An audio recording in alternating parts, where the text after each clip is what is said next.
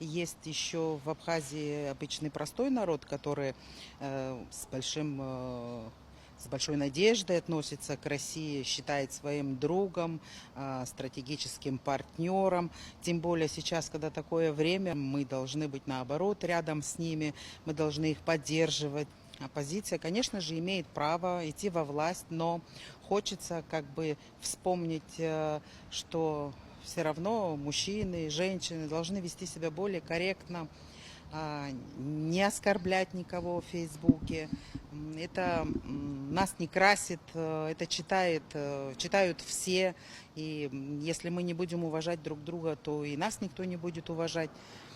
Я думаю, что мы в политике должны были уже набрать опыт за все это время, должны были вырасти. Я больше чем уверена, что президент, наоборот, старался, чтобы у нас отношения были хорошие с Россией. Но, к сожалению, все эти митинги привели к тому, к чему привели. И за аэропорт сколько высказывались. Хотя аэропорт меня очень сильно удивил.